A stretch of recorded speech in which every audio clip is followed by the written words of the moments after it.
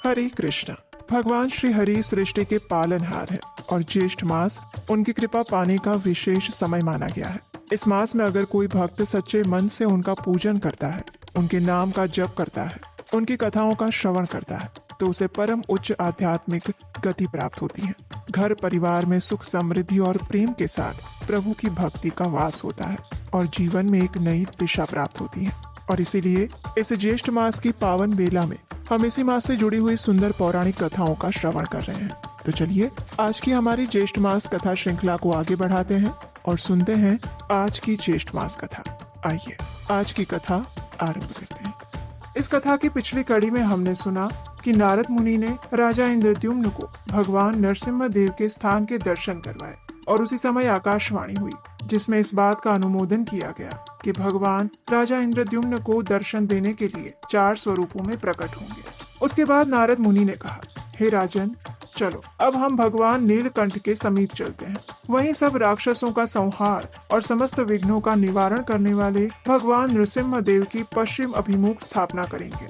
इससे अंतर ध्यान को प्राप्त हुए भगवान विष्णु नृसिम्हा जी के रूप में प्रकट होंगे और उनके समीप किया हुआ यज्ञ अतिशय फल देने वाला होगा। तुम आगे चलो और शीघ्र ही वहाँ एक मंदिर बनवाओ। मेरे स्मरण करने से विश्वकर्मा का पुत्र आकर शीघ्र ही पश्चिम अभिमुख मंदिर का निर्माण करेगा। भगवान नीलकंठ के दक्षिण 100 धनुष की दूरी पर जो बहुत बड़ा चंदन का वृक्ष है, उसके पश्चिम का स्थान ही क्षेत्र होगा। वहीं तुम्हें 1000 यज्ञों का अनुष्ठान करना है। तुम अभी जाओ, मैं 5 दिनों तक अभी यहीं पर रुकूंगा और इन ज्योति स्वरूप अनंत शक्ति संपन्न दिव्य नृसिम्हा भगवान की आराधना करके एक अर्च विग्रह में उनकी प्रतिष्ठा करूंगा। वे उसमें प्राण, इंद्रियां और मन के साथ विराजेंगे। नारद मुनि की ये बात सुनकर राजा इंद्रद्युम्न चंदन वृक्ष के समीप चले गए। वहाँ उन्होंने विश्वकर्मा के पुत्र सुघटक को उपस्थित देखा। सुघटक राजा को देखकर हाथ जोड़कर बोले, हे देव, मैं शिल्प शास्त्र का ज्ञाता हूँ। इस समय आपके परम सुंदर नृसिम्हा भवन का निर्माण करूंगा। राजा ने कहा, तुम कोई साधारण शिल्पी नहीं, स्वयं विश्वकर्मा के पुत्र हो। ये मुझे नारद मुनि ने बताया है। अतः प्राकार और तोरण के साथ नृसिम्हा जी का मंदिर तुम शीघ्र ही तैयार करो। उसका मुख्य द्वार पश्चिम की ओर होगा। ऐसा कहकर देव शिल्पी का विधिवत पूजन सत्कार करके राजा ने उन्हें मंदिर निर्माण के कार्य में नियुक्त किया और शिला संग्रह करने वाले सेवकों को बहुत धन देकर उस कार्य में लगा दिया। वह सुंदर मंदिर यद्यपि बहुत दिन में बनने वाला था, लेकिन फिर भी देव शिल्पी की महिमा से चौथे दिन में बनकर तैयार हो गया। 5वें दिन सवेरे नित्य कर्म के पश्चात प्रतिष्ठा विधि की सारी सामग्री एकत्रित करके जब राजा नारद मुनि के आने की प्रतीक्षा कर रहे थे, तभी शंख, मृदंग, ढोल, गीत, मंगल वाद्य और हाथियों के घंटों के शब्द सुनाई देने लगे। साथ ही उच्च स्वर से जय जयकार का शब्द आकाश मंडल में गूंज उठा और उतने में नारद मुनि विश्वकर्मा की बनाई हुई सुंदर नृसिम्हा मूर्ति को लेकर वहां पर आ गए। उस मूर्ति में प्राण प्रतिष्ठा हो चुकी थी। उसने दिव्य माला और वस्त्र धारण किए थे। उस पर दिव्य चंदन का अनुलेप किया गया था। वह सभी ओर से तेज पुंज से व्याप्त थी और सबको हर्ष प्रदान करती थी। उसे देखकर राजा और उनके अनुयायी बहुत प्रसन्न हुए। सबने देवर्षि नारद की प्रशंसा की और फिर निकट से देखकर उसमें नृसिम्हा देव की आकृति पहचानी और ये निश्चय किया कि ये आदि मूर्ति भगवान नृसिम्हा जी की प्रतिमा है। तब प्रसन्नचित्त हुए राजा इंद्रद्युम्न ने भगवान नृसिम्हा की परिक्रमा की और धरती पर मस्तक रखकर साष्टांग प्रणाम किया। तत्पश्चात राजा के अनुरोध से नारद मुनि ने भूदेवी और लक्ष्मी देवी के साथ देवादिदेव भगवान नृसिम्हा देव की प्रतिमा को रत्नमयी वेदी पर शुभ मुहूर्त में स्थापित करवाया। उसके बाद वैष्णव, ब्राह्मण, अन्य नरेशगण और बुद्धिमान नारद मुनि के साथ राजा इंद्रद्युम्न ने उपनिषदों और धर्म युक्त स्तोत्रों द्वारा प्रसन्नता पूर्वक भगवान का स्तवन किया।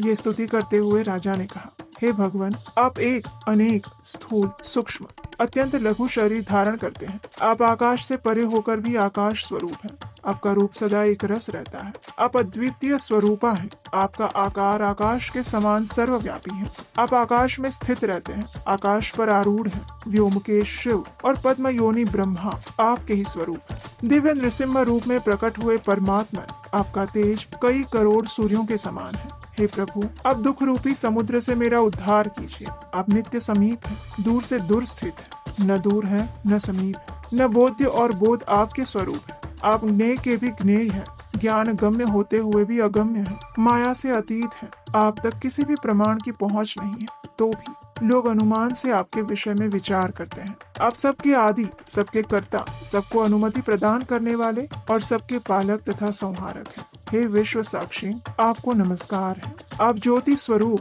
ज्ञान रूप, प्रकाश पुंज, व्यूहाकार और सृष्टि के हेतु हैं। दुखों के विनाश करने के एकमात्र कारण होकर भी आप वस्तुतः कारण नहीं हैं। सबके संशयों को छिन्न भिन्न करने के लिए आप सबसे पहले प्रकट हुए। आप मुझे अपने चरणार बिंदु की श्रेष्ठ भक्ति प्रदान कीजिए। भक्तों के अभिष्ट मनोरथ की पूर्ति करने वाले आप भगवान नृसिंह की मैं शरण लेता हूँ। अपने चरणों का आश्रय लेने वाले लोगों की पाप राशि का विनाश करने वाले दया सागर हे नृसिंह देव, मैं आपको प्रणाम करता हूँ। आप मुझ अनाथ की रक्षा कीजिए। मैं अपने इस चर्म चक्षु से आपके दिव्य स्वरूप का दर्शन कर सकूं, ऐसी कृपा कीजिए। आपकी कृपा से मेरे सहस्त्र अश्वमेघ यज्ञ निर्विघ्न पूर्ण हो जाए, मेरी करोड़ों पाप राशियां नष्ट हो जाए। हे भगवान, जो मनुष्य आपकी शरण लेते हैं वे मोक्ष के भागी होते हैं। इस प्रकार दिव्य नृसिंह की स्तुति करके राजा इंद्रद्युम्न के मन में बड़ी प्रसन्नता हुई। उन्होंने बार बार धरती पर लेटकर भगवान को दंडवत प्रणाम किया। जो भी मनुष्य इस स्तोत्र से दिव्य नृसिंह देव की स्तुति करते हैं उन्हें भगवान नृसिंह देव मोक्ष प्रदान करते हैं। ज्येष्ठ मास के शुक्ल पक्ष की द्वादशी तिथि पर स्वाति नक्षत्र के योग में महर्षि नारद ने उस क्षेत्र में दिव्य नृसिंह देव की स्थापना की थी। जो लोग वहाँ उनका दर्शन करते हैं वे सहस्त्र अश्वमेघ यज्ञ से अधिक फल प्राप्त करते हैं।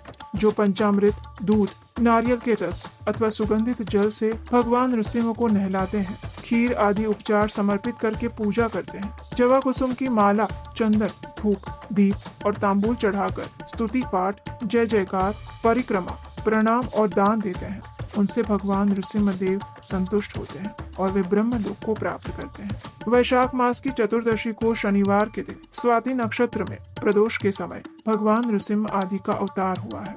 उस तिथि को विधि पूर्वक नृसिंह जी की पूजा करके मनुष्य अपने करोड़ों जन्मों की संचित पाप राशि को तत्काल भस्म कर देता है। जो भी मनुष्य भगवान नृसिंह देव का दर्शन, स्पर्श, नमस्कार, भक्ति पूर्वक दंडवत और स्तुति करता है वो सभी पापों से मुक्त हो जाता है। तो ये थी आज की ज्येष्ठ मास की विशेष कथा।